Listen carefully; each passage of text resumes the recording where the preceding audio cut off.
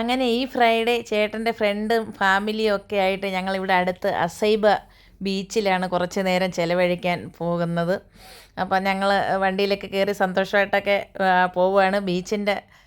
ബീച്ചിൻ്റെ അടുത്ത് എത്താറാവുന്ന ഭാഗങ്ങളാണ്. നല്ല രസമാണ്. ഇപ്പോൾ എല്ലായിടും പൂക്കളൊക്കെ ഒരുപാട് ഉണ്ട്. ഈ തണുപ്പാകുമ്പോൾ ഒരുപാട് ഇവിടുത്തെ പ്രത്യേകത എന്ന് പറഞ്ഞാൽ പൂക്കളാണ്. പലയിനം പൂക്കൾ നമ്മുടെ നാട്ടിലിപ്പം നശിച്ചു കൊണ്ടിരിക്കുന്ന പൂക്കളെല്ലാം നമുക്ക് ഇവിടെ കാണാൻ പറ്റും. സൈഡിലൊക്കെ നിൽക്കുമ്പോൾ നമ്മൾ വിചാരിക്കും നാട്ടിലെ കൂട്ട് തെങ്ങ് പോലെയൊക്കെ, പക്ഷേ അതെല്ലാം നമ്മുടെ ഈന്തപ്പനയാണ്. അത്ര നല്ല ഭംഗിയാണ് ആ ഓരോ ഈന്തപ്പനകളും നിൽക്കുന്നത് കാണാനെ കൊണ്ടും ഒക്കെ. അത് ആ ബീച്ചിൻ്റെ സൈഡായതുകൊണ്ട് നല്ല ആ ഒരു ആകാശത്തിൻ്റെ ആ കളർഫുള്ളായിട്ട് ആ ഒരു ഇത് ഭയങ്കര ഭംഗിയുണ്ട്. പിന്നെ കുറേയധികം മരങ്ങളൊക്കെ ഉണ്ട് പോകുന്ന വഴിയിൽ. നമ്മുടെ നാട് പോലെ തന്നെയാണ്. മസ്കറ്റ് കേരളം പോലെ തന്നെയാണെന്ന് പറയുന്നത് വെറുതെ ഒന്നുമല്ല, അത് സത്യം തന്നെയാണ്. മസ്കറ്റ് കേരളം പോലെ തന്നെയാണ്.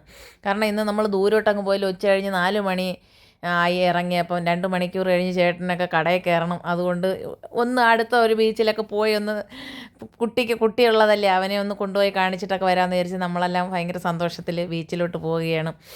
അപ്പോൾ കുറേ ബീച്ച് ഇപ്പം അടുക്കാറായിട്ടുണ്ട്. അവിടെയൊക്കെ പാർക്കിങ് ഒരുപാട് വണ്ടികളൊക്കെ ഉണ്ട്. ഞങ്ങൾ അവിടെ വണ്ടി ഇറക്കിയിട്ട് ചേട്ടൻ വണ്ടി പാർക്ക് ചെയ്യാൻ പോയിട്ടുണ്ട്. ഞങ്ങളങ്ങനെ അവിടെ നിന്ന് ബീച്ചിലോട്ട് നടക്കുകയാണ്. ഞാൻ കഴിഞ്ഞ പെരുന്നാളിന് അന്ന് ഞങ്ങൾ ഈ ബീച്ചിലാണ് വന്നിരുന്ന് ബിരിയാണിയൊക്കെ മേടിച്ചുകൊണ്ട് വന്ന് കഴിച്ചത്. ഈ മരത്തിൻ്റെ ആ ഒരു ഭാഗത്ത് കുറേ വള്ളങ്ങൾ കിടപ്പുണ്ട്, അതിനകത്തിരുന്നാണ് കഴിച്ചത്. പക്ഷേ എന്നിരുന്നാലും നല്ല ഭംഗിയാണ് ഇവിടെ. കൂടുതലും ഈ ഒമാനികളും ഫാമിലിയൊക്കെ ഈ അവധി ദിവസങ്ങളിലെല്ലാം ഇവിടാണ് ചിലവഴിക്കുന്ന. ആഹാരങ്ങൾ വെച്ച് കഴിപ്പും ഒക്കെയാണ്. ഭയങ്കര സന്തോഷമാണ് അവർക്കൊക്കെ. എന്നിരുന്നാലും നമ്മൾ അങ്ങോട്ട് ചെന്നപ്പോൾ അവിടെ എന്തോരോ ഇരുന്ന് മാന്തി എടുക്കുന്നത് പോലെ കണ്ട്. അപ്പോൾ ഞങ്ങൾ ചെന്ന് അത് എന്താണെന്ന് നോക്കി. അപ്പോൾ ഓരോരുത്തരും ഇവിടെ ജോലിക്കാരൊക്കെ തന്നെ, നല്ല ഉദ്യോഗസ്ഥരൊക്കെ തന്നെ ഇരുന്ന് ഇതിനകത്തുനിന്ന് കല്ലിളക്കുമ്പോൾ നല്ല ജീവനുള്ള കക്കകൾ പറക്കി ഇടുകയാണ്. അപ്പോൾ ഞാൻ ആ വെള്ളത്തിലോട്ട് നോക്കിയപ്പോൾ നല്ല ഭംഗി, വെള്ളത്തിൽ കിടന്ന് ചെറുതായി അനങ്ങുന്ന പോലെ എനിക്ക് തോന്നി. അപ്പോൾ എനിക്കതൊരു അത്ഭുതം. ഞാൻ ആദ്യമായിട്ട് കാണുക ഈ കക്ക പറക്കുന്നതൊക്കെ, ഇങ്ങനെ പറക്കുന്നതൊക്കെ ഞാൻ ആദ്യമായിട്ട് കാണുകയാണ്. അപ്പം ഞാൻ ചേട്ടനോടൊക്കെ പറഞ്ഞ് ഓടി ഇങ്ങോട്ട് നോക്കി. എല്ലാവരും അപ്പുറം ഇപ്പുറമൊക്കെ മാറി ഇരുന്നങ്ങ് കക്കകൾ പറക്കുവാണ്. കാരണം ഓരോ സ്ഥലത്തുള്ള ഓരോ കുട്ടികളും ഓരോ ഭാഗങ്ങളിരുന്ന് വെള്ളത്തിൽ ഇരുന്ന് പറക്കുന്നവരുണ്ട്. കണ്ടമാനം കക്കകൾ അവർ ഓരോ ബക്കറ്റ് നിറച്ചാണ് കക്കകളാക്കി വെച്ചേക്കുന്നത്. അപ്പോൾ എനിക്കും ഒരു അത്ഭുതം. ഞാൻ ഇവിടെ അത്ര ഇരുന്ന് കക്കകൾ പറക്കുവാണ്. അപ്പം സീന് പറഞ്ഞ് ചേച്ചി ഇത് അനങ്ങുന്നെന്ന് പറഞ്ഞു. അങ്ങനെ ഞാൻ ഓടിച്ചെന്ന് ആ വെള്ളത്തിലോട്ട് നോക്കിയപ്പോൾ സത്യമാണ്. നിങ്ങൾക്കും കാണാം ആ വെള്ളത്തിനകത്ത് കക്ക കിടന്ന് ജീവനോടെ കിടന്ന് അനങ്ങുന്നുണ്ട് കേട്ടോ. അങ്ങോട്ടും ഇങ്ങോട്ടും തുടിക്കുന്നുണ്ട്. കൃത്യമായി ശ്രദ്ധിച്ച് നോക്കിയാൽ നമുക്ക് കാണാം. എനിക്ക് അതൊക്കെ ഒരു അത്ഭുതം പോലെയാണ് തോന്നിയത്. അപ്പോൾ ഞാൻ ചേട്ടനോട് പറയും, അമ്മക്കും ഇനി അടുത്ത ആഴ്ച വരുമ്പം കക്ക പറക്കാൻ ചേട്ടാ, കക്ക നല്ലതല്ലേ വറുത്ത് തിന്നാനൊക്കെ. ചേട്ടൻ പറഞ്ഞ് കൊള്ളാം, കുറേ നേരം മെനക്കെടണമെന്ന് പറഞ്ഞു.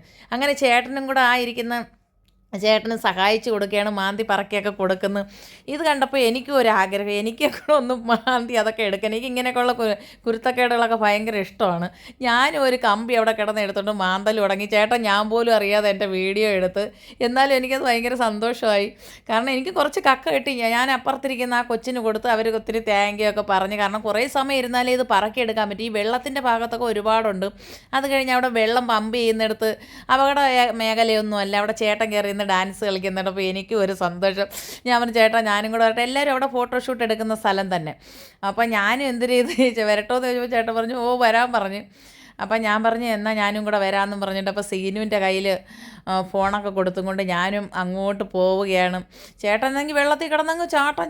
അപ്പോൾ എനിക്കിതിനി അങ്ങോട്ട് ചെറിയ പേടി, എന്നെ പിടിക്കാൻ പറ്റും. എനിക്ക് എവിടെ പേടി.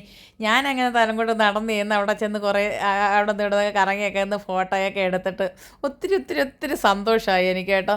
കാരണം ഇവിടെ നമ്മൾ വന്നിട്ടുണ്ടെങ്കിൽ ഇങ്ങനത്തെ സ്ഥലം ഞാൻ ആദ്യമായിട്ടാണ് ഇവിടുന്ന് കണ്ടത്, ഈ വെള്ളം പമ്പ് ചെയ്യുന്ന സ്ഥലമൊക്കെ.